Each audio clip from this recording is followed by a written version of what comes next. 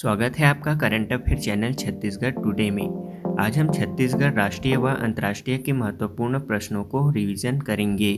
तो चलिए शुरू करते हैं। पहला प्रश्न है, नानाजी देशमुख राष्ट्रीय गौरव ग्राम पुरस्कार 2022 से किस ग्राम को सम्मानित किया गया है? इसका राइट आंसर है ऑप्शन डी, सरोरा ग्राम को। दीनदयाल उपाध्याय पंचायत सशक्तिकरण पुरस्कार 2022 के तहत नानाजी देशमुख राष्ट्रीय गौरव ग्राम पुरस्कार से रायपुर जिले के तिल्दा ब्लॉक अंतर्गत सरोरा को सम्मानित किया गया है। अगला प्रश्न है, छत्तीसगढ़ के भावेश सारंग का संबंध किस खेल से है? इसका राइट आंसर है ऑप्शन ए, भारोत्तोलन से। बता दें कि मार्च 2022 में भुवनेश्वर में आयोजित नेशनल वेट लिफ्टिंग चैंपियनशिप में राजधानी रायपुर के भावेश सारंग ने 81 किलोग्राम जूनियर वर्ग के प्रतियोगिता में शानदार प्रदर्शन करते हुए कांस्य पदक जीता था। अगला प्रश्न है, राष्ट्रीय अल्पसंख्यक आयोग के अध्यक्ष कौन बने हैं? इसका राइट आंसर है ऑप्शन ए, इकबाल सिंह लालपुरा। इकबाल सिंह लालपुरा राष्ट्रीय अल्पसंख्यक आयोग के अध्यक्ष बने हैं। बता दें कि राष्ट्रीय अल्पसंख्यक आयोग की स्थापना 1992 के राष्ट्रीय अल्पसंख्यक आयोग अधिनियम के तहत किया गया था। इस अधिनियम के तहत इसकी स्थापना वर्ष 1993 में की गई थी। अगला प्रश्न है, संस्कृति विरासत को संरक्षित करने के लिए भारत के पहले सामुदायिक संग्रहालय का उद्घाटन कहाँ किया गया है? इसका राइट आंसर है ऑप्शन डी, लेह लद्दाख में। बता दें कि सांस्कृतिक विरासत को भावी पीढ़ियों के लिए संरक्षित करने के लिए भारत के पहले सामुदायिक संग्रहालय का उद्घाटन लद्दाख के लेह जिले में किया गया है। इस सामुदायिक संग्रहालय को स्थापित करने का उद्देश्य सांस्कृतिक विरासत को संरक्षित करना और आगे लाना है। अगला प्रश्न है, भारत में पहली खेलो इंडिया नेशनल रैंकिंग महिला तीरंदाजी चैंपियनशिप 2022 का आयोजन कहाँ किया जाएगा? इसका राइट आंसर है ऑप्शन ए, झारखंड में। बता दें कि भारत में पहली खेलो इंडिया नेशनल रैंकिंग महिला तीरंदाजी चैंपियनशिप 2022 टाटा तीरंदाजी अकादमी जमशेदपुर झारखंड में आयोजित की जाएगी। यह टूर्नामेंट विश्व तीरंदाजी नियमों के अनुसार आयोजित किया जाएगा। स्ट्रीट चाइल्ड क्रिकेट विश्व कप 2023 की मेजबानी कौन सा देश करेगा? इसका राइट आंसर है ऑप्शन डी, भारत। भारत वर्ष 2023 में स्ट्रीट चाइल्ड क्रिकेट विश्व कप की मेजबानी करेगा। इस विश्व कप का आयोजन स्ट्रीट चाइल्ड यूनाइटेड और सेव द चिल्ड्रन इंडिया द्वारा किया जा रहा है। अगला प्रश्न है, पुरुष FIH हॉकी विश्व कप 2023 कहाँ आयोजित किया जाएगा? इसका राइट आंसर है ऑप्शन डी, भुवनेश्वर में। उड़ीसा राज्य के भुवनेश्वर में पुरुष FIH हॉकी विश्व कप 2023 का आयोजन किया जाएगा। बता दें कि 2018 के बाद भारत लगातार दूसरी बार इस बड़े टूर्नामेंट की मेजबानी करेगा।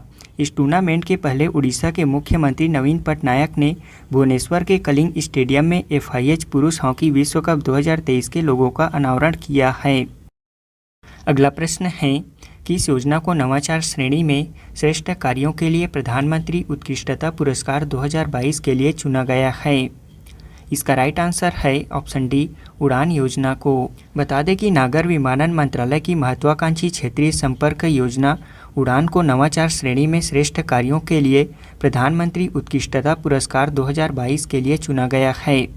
केंद्र सरकार द्वारा विभिन्न जिलों और राज्य सरकारों के प्रतिष्ठानों द्वारा किए गए श्रेष्ठ कार्यों की पहचान को दर्शाने के लिए प्रधानमंत्री उत्कृष्टता पुरस्कार प्रदान किया जाता है। उड़ान योजना का मोटो वाक्य है, उड़े देश का आम नागरिक।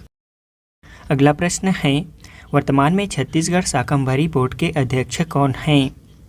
इसका राइट आंसर है ऑप्शन सी, राम कुमार पटेल। बता दें कि मुख्यमंत्री भूपेश बघेल ने शाकंभरी बोर्ड के अध्यक्ष को कैबिनेट मंत्री का दर्जा देने की घोषणा की है। अगला प्रश्न है, जूनियर वर्ग में वर्ल्ड चैंपियनशिप खेलने वाली छत्तीसगढ़ की पहली खिलाड़ी का क्या नाम है? इसका राइट आंसर है ऑप्शन बी, ज्ञानेश्वरी यादव।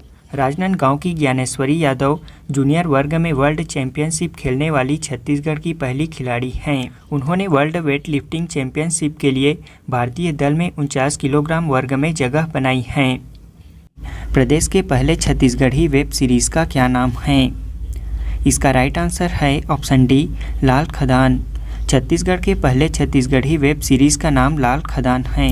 इस वेब सीरीज़ के निर्माता मोहित कुमार साहू और निदेशक कौशल उपाध्याय हैं। यह प्रदेश की छत्तीसगढ़ी भाषा में बनाई गई पहली वेब सीरीज़ है।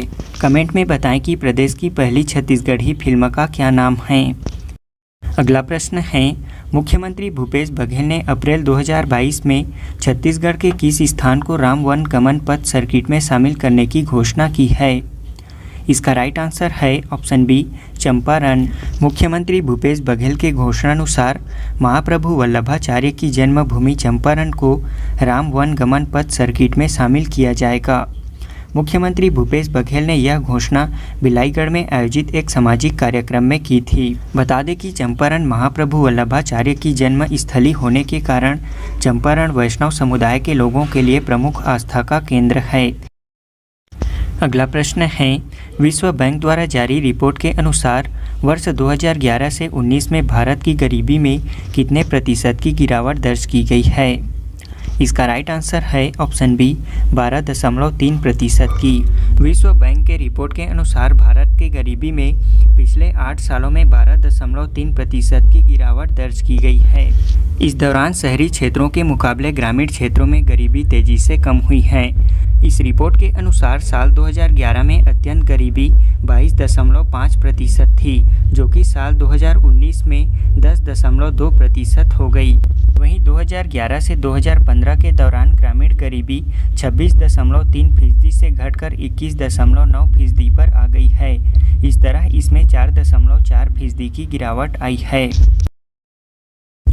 अगला प्रश्न है, युवाओं को प्रशिक्षण देने के लिए भारत का पहला अंतर्राष्ट्रीय कौशल केंद्र कहाँ स्थापित किया जाएगा?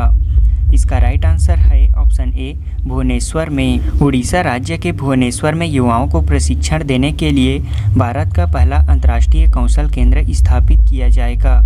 यह अंतर्राष्ट्रीय कौशल केंद्र विदेशों में काम करने के इच्छुक युवाओं को गुणवत्तापूर्ण प्रशिक्षण देगा। इसके लिए राष्ट्रीय कौशल विकास निगम और कौशल विकास संस्थान के बीच एक MOU पर समझौता किया गया है। इस केंद्र में मोबिलाइजेशन, परामर्श, कौशल प्रशिक्षण, विदेशी भाषा प्रशिक्षण, रोजगार और आव्रजन जैसी समर्थन सेवाएं दी जाएंगी। अगला प्रश्न है, प्रधानमंत्री नरेंद्र मोदी द्वारा KK पटेल सुपर स्पेशलिटी अस्पताल का अनावरण कहाँ किया गया है? इसका राइट आंसर है ऑप्शन बी, भुज में। प्रधानमंत्री नरेंद्र मोदी द्वारा गुजरात के भुज जिले में KK पटेल सुपर स्पेशलिटी अस्पताल का वीडियो कॉन्फ्रेंसिंग के माध्यम से उद्घाटन किया गया। इस अस्पताल से लोगों को सस्ती कीमत पर अच्छी क्वालिटी वाली स्वास्थ्य सुविधाएं प्रदान की जाएंगी। किस देश ने दुनिया के पहले anti missile laser system iron beam का सफलतापूर्वक परीक्षण किया है? इसका राइट आंसर है ऑप्शन ए, इजरायल ने। इजरायल की सेना ने दुनिया के पहले ऊर्जा आधारित हथियार आयरन बीम का सफलतापूर्वक परीक्षण किया है। यह laser missile defence system drone, rocket और एंटी टैंक मिसाइलों को तबाह करने में सफल साबित हुआ और यह काफ़ी सस्ता भी है। अगला प्रश्न है, 12वीं सीनियर पुरुष राष्ट्रीय हॉकी चैंपियनशिप 2022 का खिताब किसने जीता है? इसका राइट आंसर है ऑप्शन डी, हरियाणा ने। 12वीं सीनियर पुरुष राष्ट्रीय हॉकी चैंपियनशिप 2022 हरियाणा ने जीता है। बता दें कि 6 अप्रैल 2022 से 17 अप्रैल 2022 के मध्य 12वीं हॉकी इंडिया सीनियर पुरुष राष्ट्रीय चैंपियनशिप 2022 भोपाल मध्य प्रदेश में संपन्न हुई थी। अगला प्रश्न है, सीनियर एशियाई कुश्ती चैंपियनशिप 2022 खेल कहाँ आयोजित किया गया था? इसका राइट आंसर है ऑप्शन सी, मंगोलिया में। बता दें कि मंगोलिया के उलान बटोर में एशियाई कुश्ती चैंपियनशिप 2022 का 35वां संस्करण आयोजित किया गया था। इसमें भारत के 30 सदस्यीय भारतीय दलों ने भाग लिया था। इसमें भारतीय पहलवानों ने कुल 17 पदक हासिल किए, जिसमें 1 स्वर्ण पदक, 5 रजत पदक और 11 कांस्य पदक शामिल थे। इसमें स्वर्ण पदक रवि कुमार दहिया ने पुरुषों की 57 किलोग्राम फ्री स्टाइल श्रेणी में हासिल किया।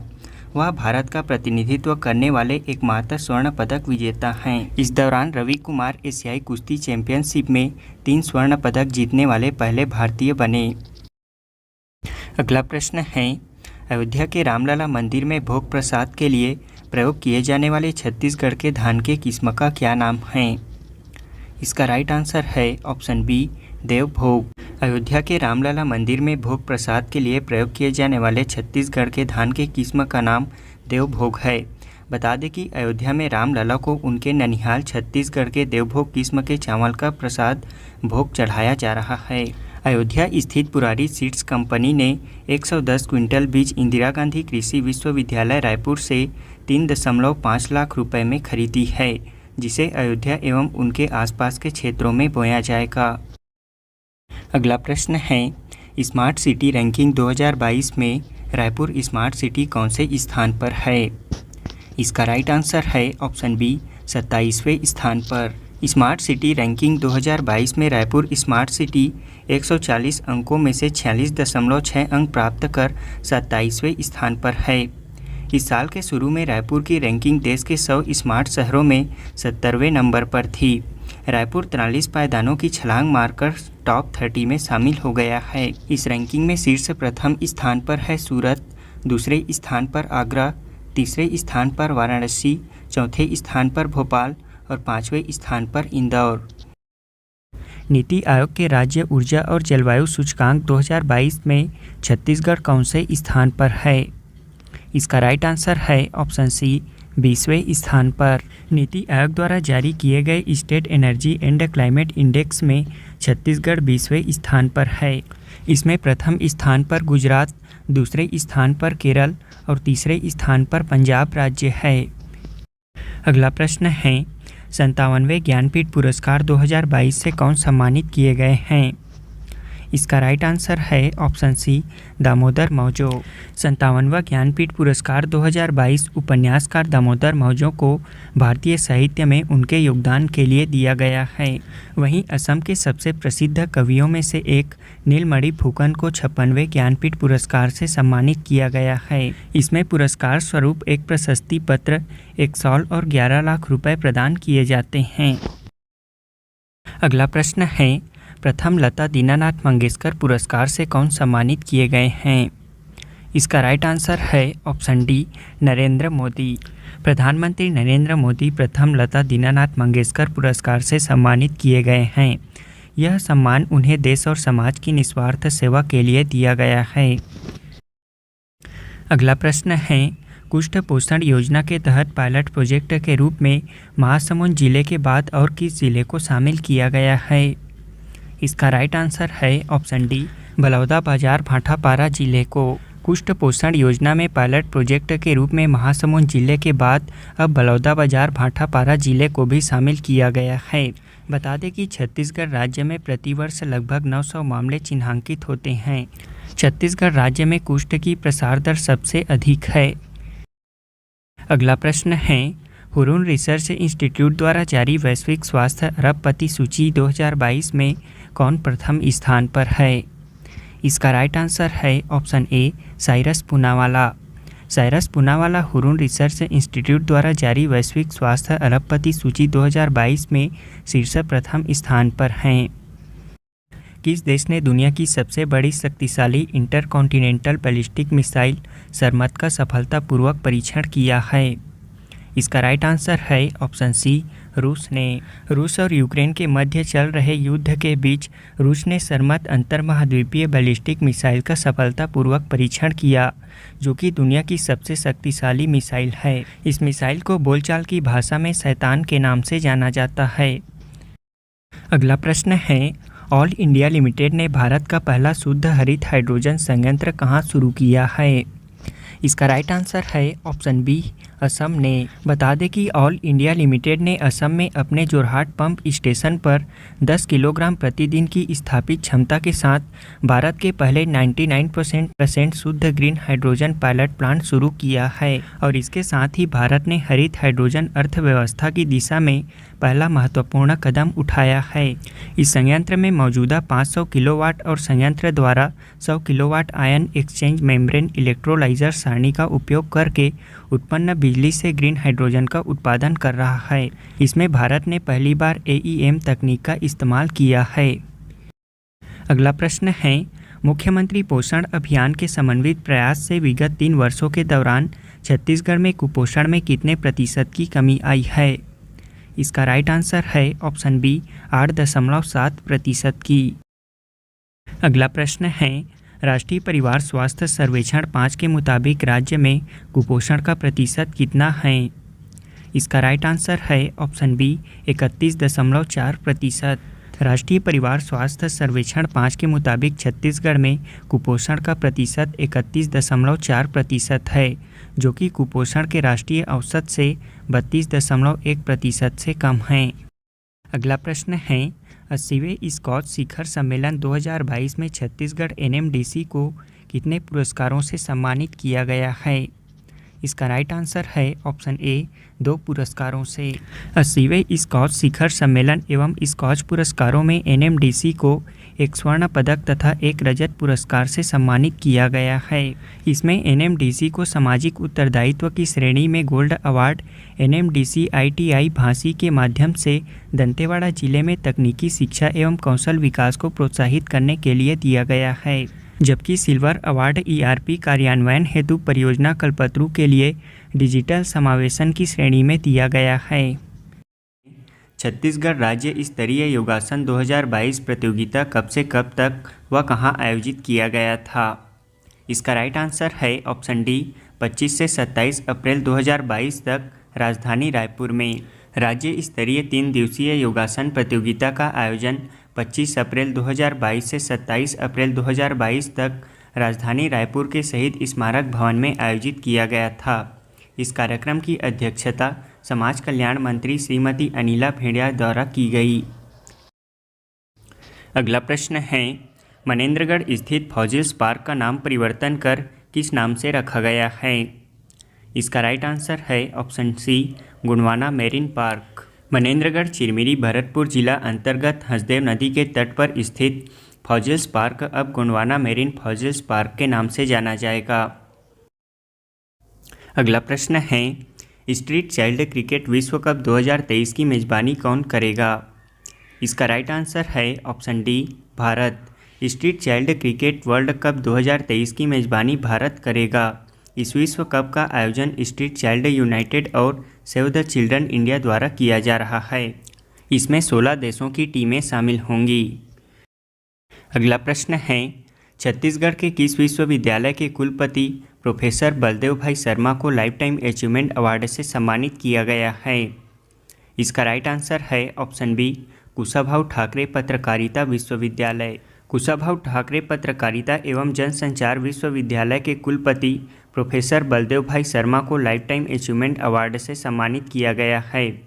यह अवार्ड उन्हें पत्रकारिता के क्षेत्र में उत्कृष्ट सेवाओं के लिए दिया गया है। अगला प्रश्न है, अप्रैल 2022 में मुख्यमंत्री भूपेश बघेल द्वारा रामायण इंटरप्रिटेशन सेंटर का लोकार्पण कहाँ किया गया है? इसका राइट आंसर है ऑप्शन डी शिवरी नारायण में।